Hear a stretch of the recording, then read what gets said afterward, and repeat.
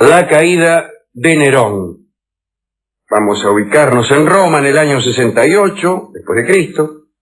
Por esos días, el emperador Nerón supo que se gestaba una conspiración para derrocarlo. La noticia lo afectó no tanto por el trono, sino por su vida. En Roma existían emperadores vivos o muertos, pero no retirados. Sucedía que en la Galia el gobernador Cecilio Vindice se había sublevado contra el emperador. Su intención no era ocupar el trono. Para ese papel se había pensado en el legado de España, llamado Galba. Vindice hizo declaraciones agraviantes contra el emperador. Lo insultó públicamente y lo definió como un cantor miserable. Y nada podía herir a Nerón más que estas palabras, ya que él era cantor, pero no se consideraba miserable. Nerón entonces llamó a su palacio a algunos funcionarios para que le explicaran la situación. La explicación resultó tan deprimente que optó por mostrar a sus invitados el novedoso Hydraulus, una especie de siringa hidráulica, de flauta hidráulica, que presentaría muy pronto en el teatro como una maravilla de su invención. Mientras Nerón se distraía con esos asuntos, Vindice había logrado ganar a Galba para su bando, ayudado por el comandante de las legiones españolas, que se llamaba Tito Vinio. Cuenta la crónica que cuando Nerón se enteró de esa unión, ¿no?, de Tito Vinio y de Vindice, cayó al suelo desvanecido y permaneció inconsciente largo rato.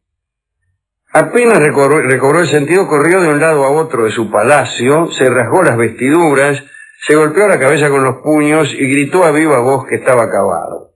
Es curioso eso de desmayarse primero y hacer el escándalo después.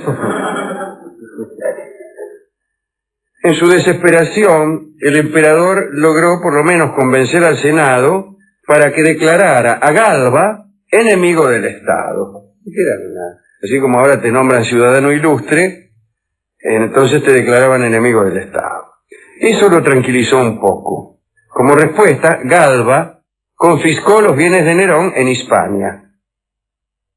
De nuevo asustado por la temeridad de sus enemigos, que en realidad eran casi todos, ¿no?, Nerón quiso llamar a los comandantes de los ejércitos y a los gobernantes de las provincias para hacerlos asesinar.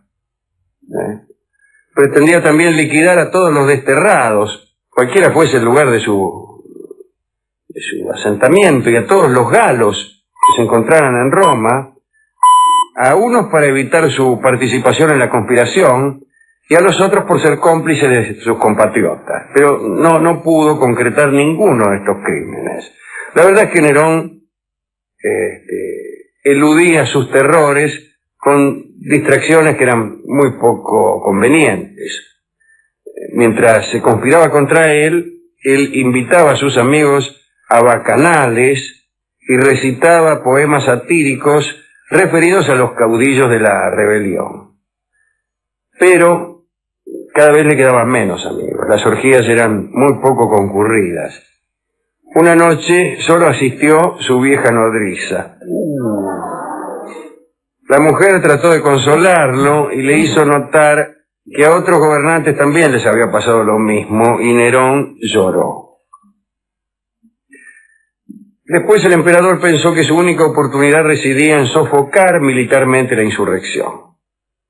Claro, no tenía muchos efectivos en Roma, ¿no?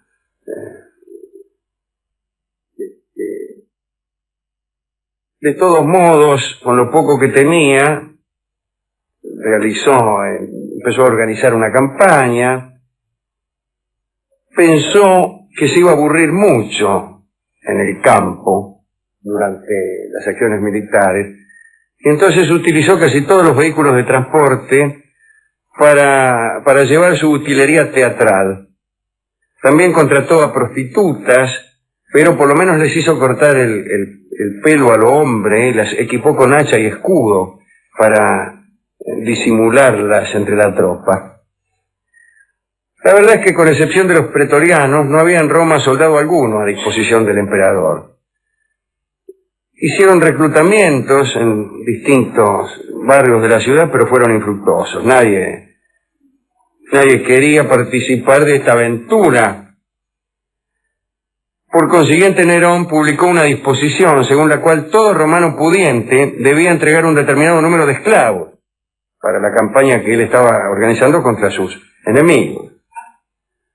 Con esas medidas, Nerón perdió las últimas simpatías de los romanos. En las calles de Roma aparecieron leyendas contra el emperador en las paredes, no en las calles. Se leía el nombre de Vindique o frases como: con su canto despertó a los gallos, leyenda en la cual la palabra Galli aludía a los galos. Con su canto despertó a los galos. Las arcas imperiales flaqueaban. Cuentan que un romano acaudalado le ofreció 150.000 dracmas si cantaba para él, pero Nerón rechazó la oferta indignado. Un día, a mediados del 68, el emperador ahí estaba en el triclinio, en esa especie de diván que tenían para morfar, ¿no? Estaba terminando de almorzar. Apareció un mensajero y entregó una carta. Y Nerón supo que algunos pretorianos, que era la guardia más fiel, se habían pasado al bando de Galba. La empresa ya no podía realizarse. Los pocos soldados que tenía, algunos ya se pasaban al enemigo, y Nerón entonces supo que estaba verdaderamente perdido.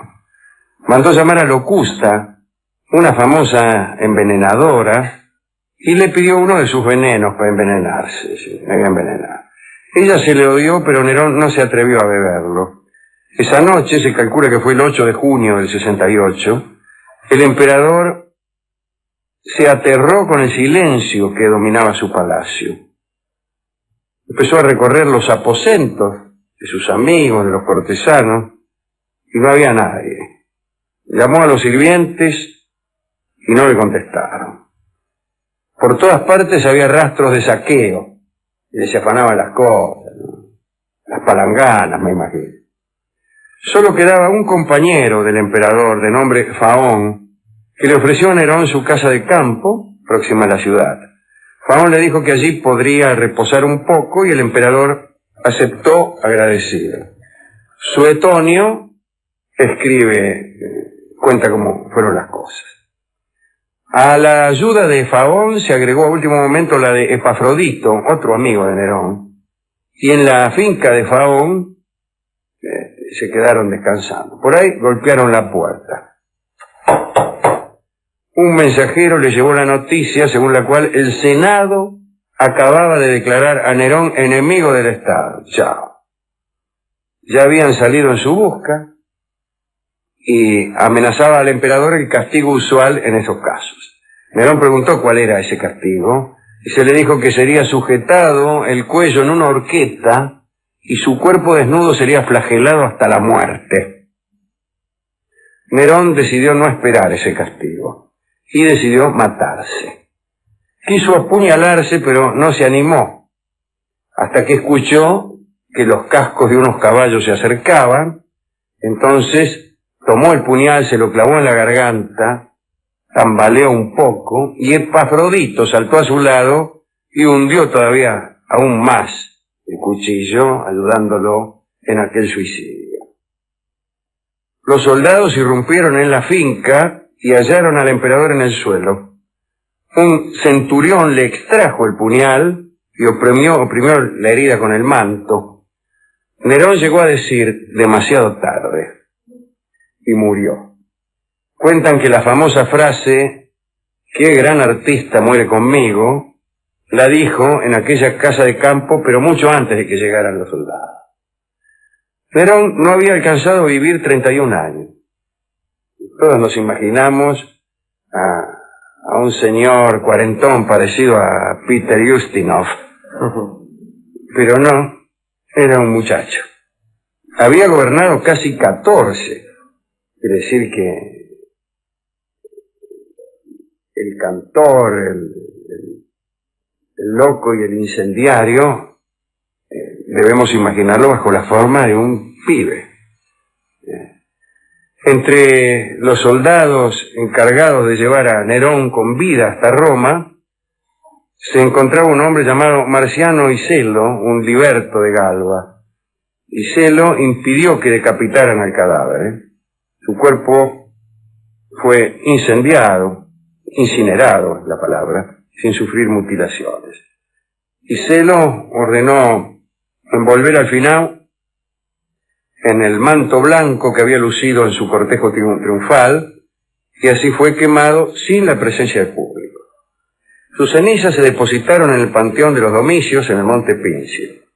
Según Suetonio, a principios del siglo II, todavía estaba en el mausoleo un sarcófago de Pórfido que pertenecía a Nerón. Luego, con los saqueos de las invasiones bárbaras, aquel sarcófago se perdió para siempre. Así que, atención, nunca dijo eso de qué gran cantor, qué gran artista pierde el mundo. Lo dijo antes de morir. ¿Y por qué? Y porque ya sabía que no tenía salvación. Todo esto nos produce una gigantesca piedad por Nerón, como pobre tipo, mirá cómo se la dieron, ¿no? Pero bueno, era un señor de temer. Este muchacho Nerón, este muchachito Nerón, el pibe Nerón. El pibe Nerón. Un cantorazo. Lo ganaron los concursos con acomodo. Sí, sí. ¿Cómo cantaría, no? Ya hemos dicho aquí que hay... los testimonios son contradictorios. Algunos dicen que era malísimo y otros que era más o menos. Claro, los que dicen que era malísimo son sus enemigos que lo odiaban y aquellos historiadores que creen que un loco asesino debe cantar mal. Yo también creo eso. Yo también creo que los malos cantores y los locos asesinos van al mismo infierno. Bien, ¿a quién quiere dedicar usted esta historia, querido Rolón? Y se la quiero dedicar a las prostitutas y a los esclavos que fueron forzados a hacer las veces de soldados para esta campaña que intentó Nerón, ¿no? Sí, al final no fueron. No fueron, se salvaron por suerte. No. Pero está bien. Nos preguntábamos con qué canción íbamos a ilustrar esto, y me parece que no está mal La pena del payador, ya que él se consideraba antes que nada un cantor. Un payador es un cantor. Y además porque es una bella canción criolla, probablemente compuesta pensando en la muerte de Nerón. Porque dice en la letra en algún lugar... No dice nada, pero justamente eso es lo que me hace sospechar. La poesía consiste en eso, en aludir a algo pero sin nombrarlo del todo, o sin nombrarlo en absoluto. Así que me parece que sí. Me parece que hablan de Nerón. Cuando hablan del payador, hablan de Nerón todo el tiempo. Han querido disimularlo, y lo han conseguido. La pena del payador canta Carlos Gardel.